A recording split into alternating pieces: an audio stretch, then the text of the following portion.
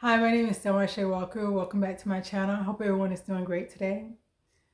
I want to talk about something I've noticed that deals with the Black community in the United States, as well as the Black people on the continent of Africa.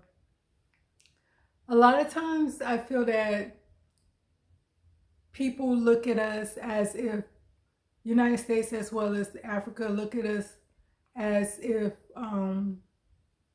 Black people are less than and that we're at the bottom. And when it comes to doing things that will promote positivity, when it comes to things that will help us advance ourselves, advance our environment, our living condition, our mental health, physical, emotional health, they don't want to do that. They don't want to chip in with that. They just want to keep feeding destruction to Black people in America as well as in Africa. One of the things that I want to talk about is it was approximately like 4 years ago with Obama, and he was talking to Kenyan President, and he wanted to it's two different videos that I'm going to show you. One is with President Obama, and he's like keep forcing the issue of gay relationship, gay marriages and stuff like that in Africa. And it was a news reporter was doing the same thing with the Kenyan president, talking about gay rights and different things like that. But the Kenyan president was trying to talk about and focus on the bigger issue dealing with his country, which encompasses everyone, whether you gay, straight, bi, trans, or whatever.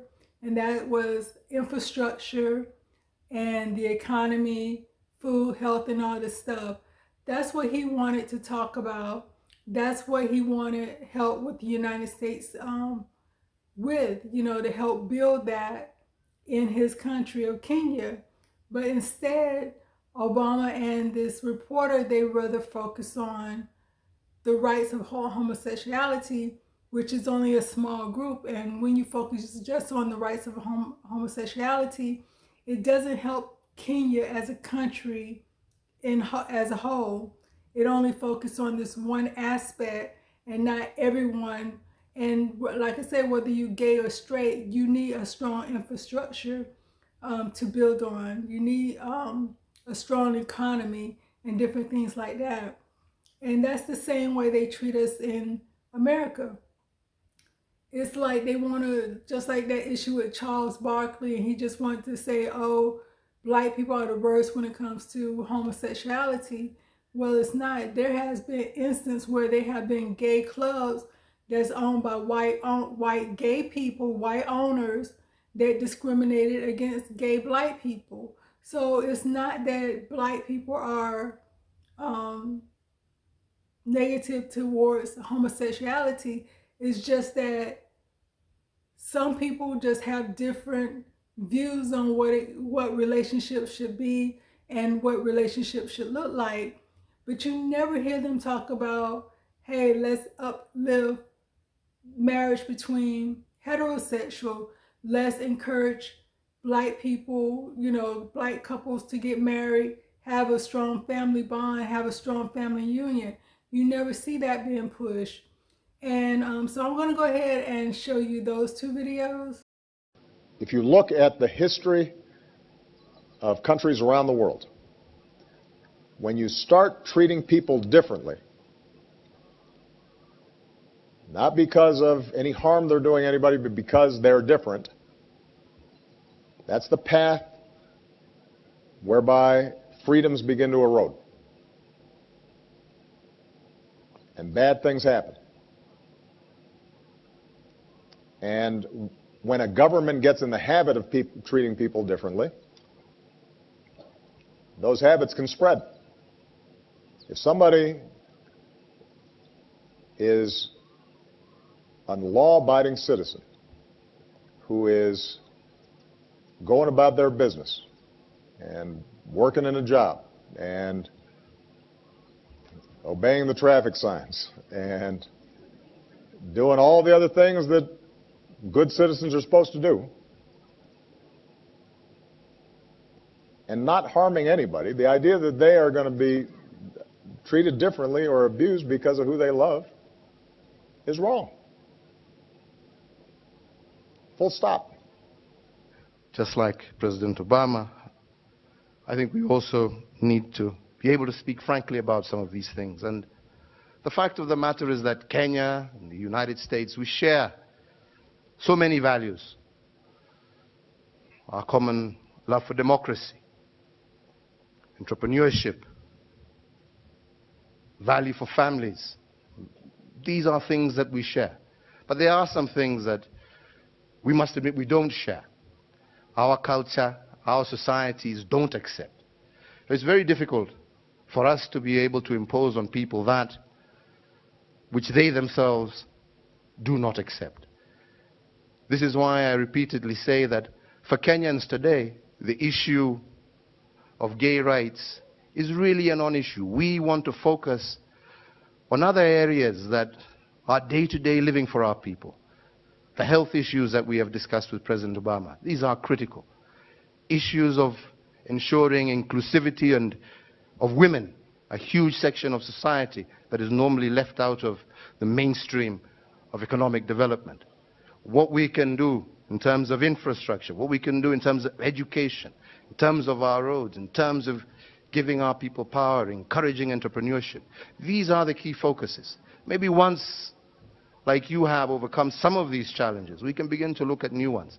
But as of now, the fact remains that this issue is not really an issue that is on the foremost mind of Kenyans, and that is the fact. One of the major issues, and it's a holdover from sort of colonial Victorian, is the issue of sexual preference in many African countries. In Kenya, to be gay, the LGBT community is illegal. They just want to have equal rights, the same privacy and equality as all other Kenyans do. Is that something that you aspire to for your country? I want to be very clear, Christiana. I will not engage in a subject that is of no, it is not of any major importance to the people and the Republic of Kenya. This is not an issue, as you would want to put it, of human rights or this. This is an issue of society, of our own base as a culture, as a people, regardless of which community you come from. This is not acceptable. This is not agreeable. This is not about Uhuru Kenyatta saying yes or no. This is an issue that the people of Kenya themselves, who have bestowed upon themselves a constitution, right, after several years, have clearly stated that this is not a subject that they are willing to engage in, yeah, at this time and moment. In years to come, possibly long after I'm president, who knows? Maybe our society will have reached a stage where those are issues that people are willing, freely and open to discuss. I have to be honest with you. And that is the position that we have always maintained. Those are the laws that we have, and those are laws that are 100% supported by 99% of the Kenyan people, irregardless of where they come from. So I It's a very you're going to get yourself into trouble. Because what you've categorically just stated is that this is not an issue for us, for the Kenyan people, Yes. and you don't think that the idea of their privacy, their equality, their rights is important. This is, but it's a global issue right now. It's important to them where they are. Why is it not I am important saying to you that it as is president not of the country? important to me as the leader of 49 million Kenyans.